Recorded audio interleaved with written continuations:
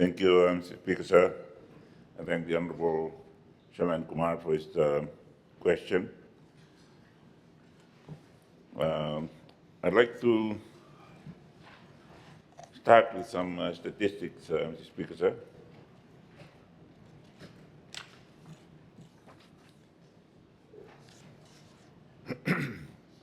Statistics on police brutality. 2019, one case. 2020, 26 cases. 2021, one case. 2022, 8 cases. 2023, no case. 2024, January to October, 3 cases. Mr. Speaker, sir, the police have a very difficult job. I have had about 8 nights with the police being investigated at the CID headquarters in Turak.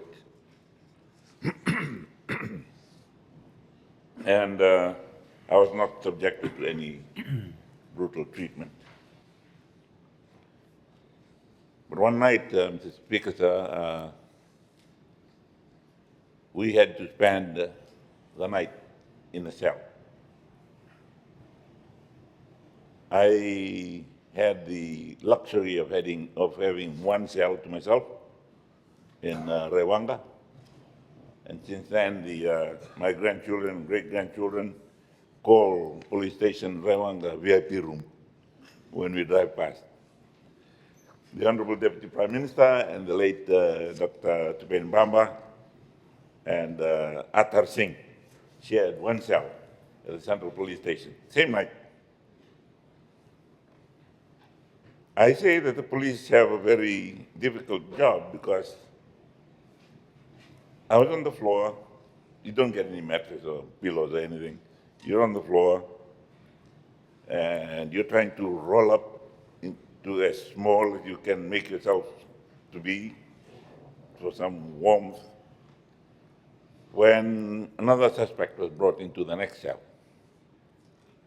And he was probably a more experienced suspect because he just started calling out and banging the cell door and telling the police, I know my right, I want my lawyer. All night he was doing that. The police came out to him and asked him, look, other suspects are trying to sleep. Why don't you try and go to sleep too? They were very, very patient with him. So I have not had any experience, although I spent the night there, and the cell is now being promoted to be the VIP room by my grandchildren, great-grandchildren. But the police force has implemented several measures to address and curb incidents of police brutality, responding to increasing public concern and calls for accountability. The police have their own internal system to investigate any allegations of brutality. Some of the key strategies that have been implemented by the police to address brutality as follows: restoration of the police blue culture. The blue culture introduced by the Honorable Tiondundua is a standard operating procedure and culture of policing. It refers to the principles and values that govern the police relationship with the people, rooted into the motto Salus Populi, which underlines the safety of the people committing to serving the public with integrity and accountability.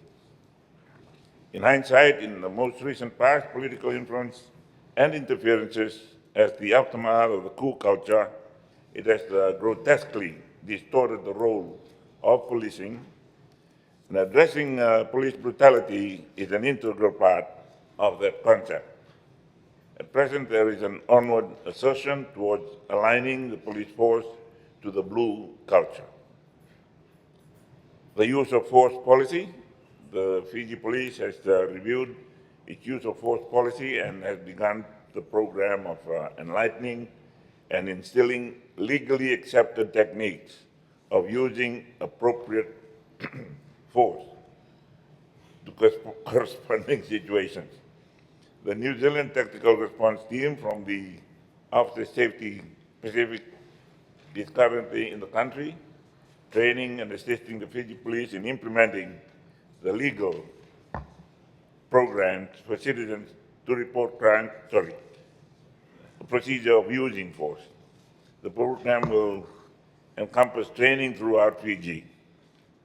Thirdly, training, education, and awareness. The Fiji Police Force, by virtue of the request from Human Rights and Anti-Discrimination Commission, is utilizing various available assemblies and platforms in its daily program to inculcate comprehensive human rights training and awareness for all police officers. This training is now integrated in the new professional approach where police officers are to exercise restraint, de-escalation techniques, and respect for human dignity during interactions with the public. Very importantly, Mr. Speaker, sir, this is to ensure that the police officers are adorned with the appropriate skills to handle situations without resorting to violence. Community engagement and policing, the initiative by the Fiji Police Force in restoring public trust has engendered encouragement by the Fiji Police during community policing programs for citizens to report crimes and instances of police misconduct. Accountability and investigation, thorough investigation by the Internal Affairs Division, that's the internal organization I was talking about, on any case of police brutality. Serious cases shall be referred to the Criminal Investigation Department for further action. The investigation files would be submitted to the Office of the Director of Public Prosecutions for independent legal advice. The Commissioner had reassured the public that police officers found guilty of misconduct would face legal consequences, reinforcing the message that police brutality is a crime that will not be tolerated.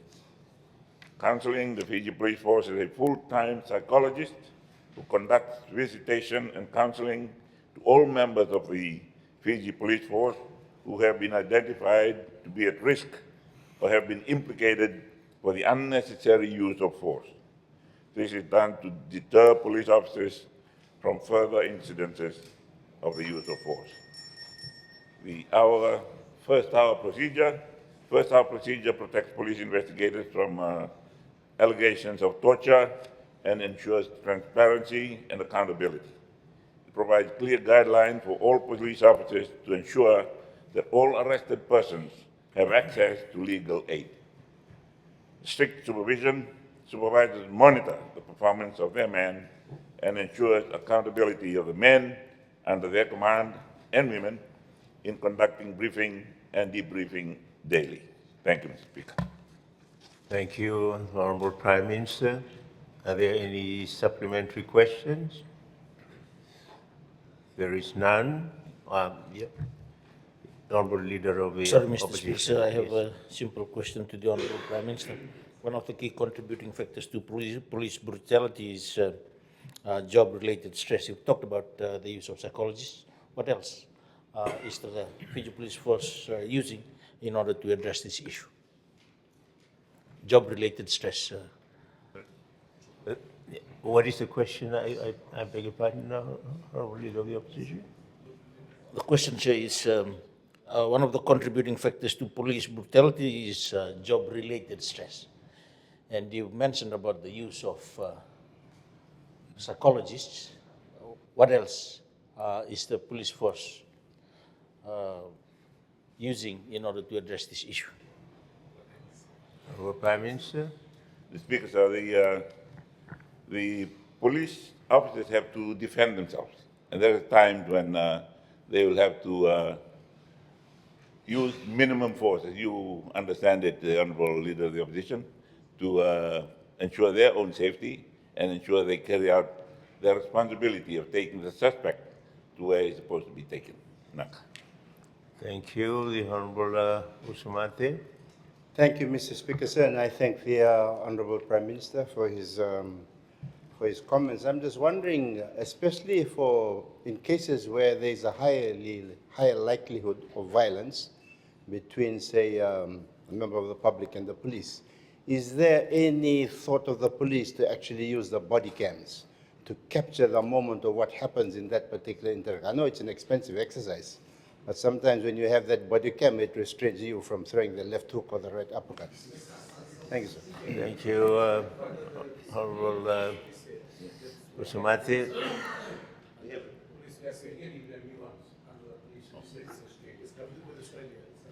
I'm just keep Prime catching Minister. up with the job. I believe there is there are moves in that direction. But one thing, Mr. Speaker, sir, we lack the civic spirit in Fiji. Very few of us would go and assist the police officer execute an arrest. Thank you, Honorable Prime Minister.